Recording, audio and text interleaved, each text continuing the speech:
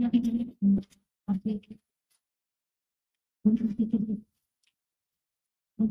आणि सुरुवात आपण त्याच्यासाठी सायबर क्राईम बद्दल आपल्या सगळ्यांना माहिती नाही, जास्त काय वेळ नाही ना, 2-3 पॉईंट्स तुमचे एकदम आवडतो. त्यातला सगळ्यात आवडतो तुमचा घटक आहे इन्स्टा. आणि इन्स्टावरती खूप लोक आमच्याकडे तक्रारी घेऊन आले. एक अकाउंट असतं, बरोबर कितीतरी मुलांना फेक रिक्वेस्ट आली असते. आता त्या मुलींनी पाठवलं असं काय असेल, त्या मुलींनीच पाठवलं तसं काही नाही, म्हणजे एक्सेप्ट करून टाकलं. मी एक क्लिक करता घेऊन टाकतो. सायबर फ्रॉडस्टर जे असतात ते सायबर फ्रॉडस्टर तेच मुलीच्या नावाने अकाउंट तयार करतात आणि मुलांना किंवा सगळ्यांनाच फ्रेंड रिक्वेस्ट पाठवतात. फ्रेंड रिक्वेस्ट पाठवल्यानंतर त्यांचं काम येतच आहे तुमच्याशी चॅटिंग करायचं आणि त्यानंतर तुम्हाला ब्लॅकमेल करायचं होतं. ते मुलीच्या बाबतीत येतं. मॅट्रिमोनियल साईटवरती तुम्ही जा, तिथे तुम्हाला एक फेक अकाउंट मिळेल, ते तुमच्याशी चॅटिंग करणार, नंतर तुम्हाला बघतात माझं गिफ्ट पाठवलं, मग ते गिफ्ट दिल्लीच्या कस्टम ऑफिसमध्ये आहे अडकले, त्याच्यामध्ये सोनं होतं, थोडेसे हिरे होते, ऍपलचा फोन होता आणि मग ते कस्टम ऑफिसरने पकडल्यामुळे मला आता पैसे पाठव. अशा मुली देखील 10 लाख 20 लाख 25 लाख गेलेल्या मुली आहेत पैसे गेले. तर तुम्ही अननोन रिक्वेस्ट म्हणून आलेली कुठलीच रिक्वेस्ट ऍक्सेप्ट करायची नाही, सगळ्यात महत्त्वाचं. दुसरं बँकेच्या संदर्भात आहे, पूर्ण तुमचा अकाउंट खाली होईल, बरोबर. आत्ताचा जो ट्रेंड आला नवीन सरकार फॉर्ममध्ये कोणता अशी माहिती पण डिजिटल अरेस्ट. तुम्ही न्यूज मध्ये बघत असाल ना, डिजिटल अरेस्ट. डिजिटल अरेस्ट मध्ये काय होतं, तुमच्या घरच्यांना फोन जातो, मम्मी पप्पांना, आणि तिथून फ्रॉडस्टर फोन करतो की तुमच्या मुलाला आम्ही पकडले आणि त्याच्याकडे आम्हाला प्रश्न दाखवतो. आता जी मुलं बाहेर शिकण्यासाठी आहेत त्यांच्यासाठी हा खूप इम्पॉर्टंट आहे. आई वडिलांना वाटतं की आपल्या मुलगा पुण्यात आहे, स्वतःला कसं काय पकडलं, त्याच्याकडे ड्रग्स कसं काय सापडलं दाखवतात आणि मग फ्रॉडस्टर म्हणतो की ठीक आहे 30 मिनिटं तुम्हाला वाचायचं असेल तर तुम्हाला पैसे पाठवायचे, म्हणजे छोटा अकाउंट देणार त्याच्यावरती 5 लाख पाठवा 10 लाख पाठवा. तर असे कुठल्याही प्रकारे घालवायचं नाही. सायबर फ्रॉडसाठी जर तुमचे पैसे गेले तर एक नंबर आहे, तो सगळ्यांनी लक्षात ठेवा, 1930 1930 कॉल करा. जर तुमचे पैसे गेले असतील तत्काळ त्या नंबरवरती कॉल करून तुमची कंप्लेंट करतो. त्या अकाउंटवरून ज्या अकाउंटवरती पैसे गेले त्या अकाउंट तत्काळ फ्रीज करून. तर शक्यतो तुम्हाला ओटीपी देऊ नका. डिजिटल अरेस्ट लक्षात ठेवा, सोशल मीडियाचा वापर करताना व्यवस्थित करा. ठीक आहे.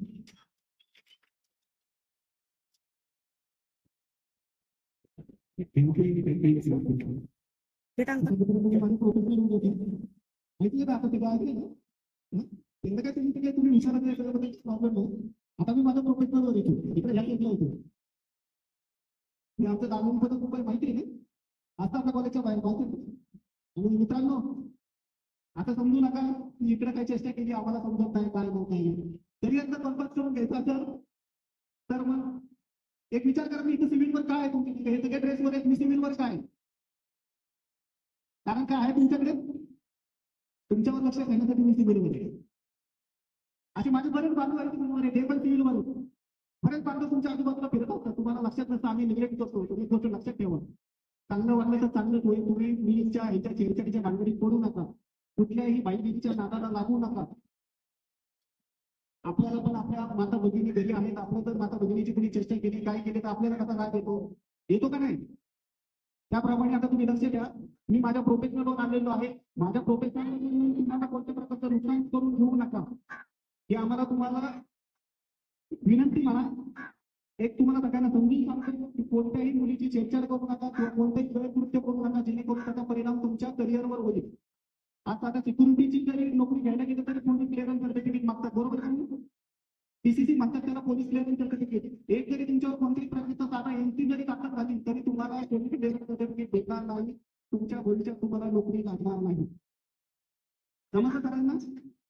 तर कृपा करून कुणी कुठल्याही गैरकृत्याचा वापर करू नका. आता सांगितल्याप्रमाणे तुम्ही स्वतःचा अवेअरनेस करा. सगळ्यांना माहिती, सगळ्यांचं भविष्य. तुम्ही गुगलवर जाऊन जे टॉपर आहेत त्या टॉपरचे इंटरव्ह्यू जर बघितला, ते सगळे जे टॉपर आहेत ते सगळ्यात महत्त्वाचं ते पहिले सांगतात की आम्ही मोबाईल वापरत नाही. सगळ्या टॉपरचे इंटरव्ह्यू घ्या तुम्ही, प्रत्येक टॉपर म्हणतो की मी मोबाईल वापरलेला नाही. महत्त्वाच्या कामापुरता बघितला घेऊन गेले तुम्ही माझं काम केले. गुगलवर जाऊन जे मॅगझिन आहे ते वाचा, त्याच्यामध्ये तुम्हाला समजेल की बाबा ते. आता थोडक्यामध्ये सायबरच्या अनुषंगाने कोणाला काही शंका असेल तर ते आम्ही विचारा, आम्ही तुम्हाला त्याचं उत्तर द्यायला आम्ही काय आहे कोणाला काय तिकडे मुलीच्या टेन्शन करू द्यावं. आणि का कोण आहे? साहेबांचं आम्ही काही काही प्रश्न वगैरे काय विचारायचे आहेत का तुम्हाला? तुम्हाला ठेवायचं बरोबर. मी घाबरायचे नाही, तुम्ही कोणती व्यक्ती आहात? आणि तुम्हाला काही प्रश्न सगळ्यांना सगळं समजतील.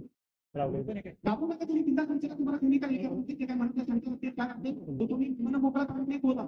तुम्हाला जर त्याच्यामध्ये हे नसतं तर तुम्ही तुमच्या शिक्षकांशी बोला. कामिनी पद्धत इथे कंटिन्यू असतं. कामिनी पद्धतचा नंबर तुम्हाला दिलेला आहे, तो नंबर करा. ते तुमच्या ह्याच्यासाठी 24/7 तुम्हाला इथं ते उपलब्ध आहे.